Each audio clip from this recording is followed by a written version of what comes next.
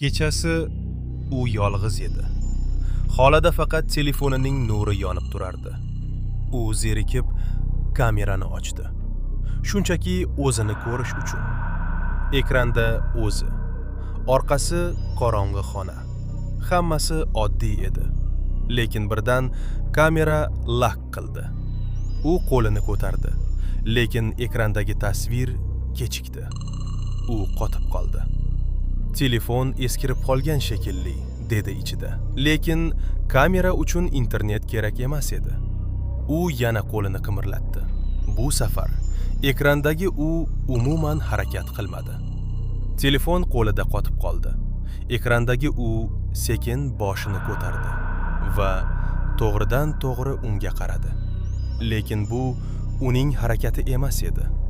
U darrov kamerani yopdi. Nafasi tezlashdi. Bu oddiy bag', dedi. Lekin telefon o'zi yana yoqildi. Kamera ochildi. Bu safar ekranda u yolg'iz emas edi. Orqasida qorong'i shakl turardi.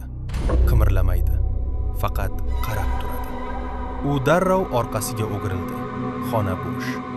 Yana telefonga qaradi. Shakl yaqinlashgan edi. Juda yaqin. Uning yelkasiga telefon titradi. Yozuv chiqdi. Orqangga qaramagin. U ko'zlarini yumdi. Lekin baribir qaradi. Orqasi bo'sh. U yengil nafas oldi. Hammasi tugadi, dedi. Lekin telefon ekranida yozuv o'zgardi. Endi kech. Kamera tasvirida u endi yolg'iz emas edi. Shakl endi uning oldida turardi. Juda yaqin va uning yuziga tikilib, ertasi kuni xonada hech kim yo'q edi. Faqat telefon qolgan. Unda oxirgi yozuv: biz seni allaqachon tanladik.